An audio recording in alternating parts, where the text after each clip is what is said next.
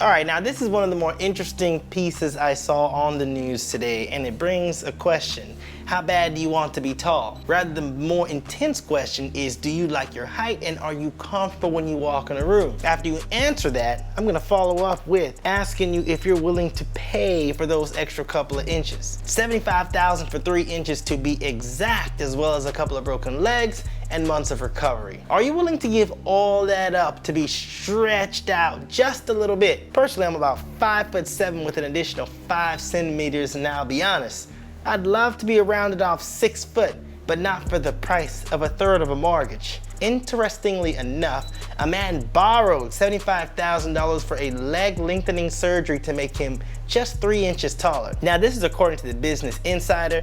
Personally, I like to take these news with a grain of salt. We're about 5 months from April 1st, so there's probably some truth to this story, more than I'm comfortable with. The man came forward, actually. His name is John Lovedale. Mr. John is a man in his mid-40s, and apparently his credit is too good for his own good, because he agreed to pay $1,200 a month for the next 5 years for this procedure. Prior to the surgery, he was only 5'8.5", which is not bad. It's just shy of the 5'9" average for a man. So a little background on this procedure. Leg lengthening surgery was originally intended for patients with real conditions. It's recently becoming more popular as a cosmetic surgery though, because people just want to be tall. The procedure itself is nothing short of traumatizing, as well as very painful. The doctors literally have to break your legs and fuse the bones back together with the inclusion of nails that are magnetically stretched out over 3 months. You've got to have some balls to go through all of this. The doctors actually says there's a mental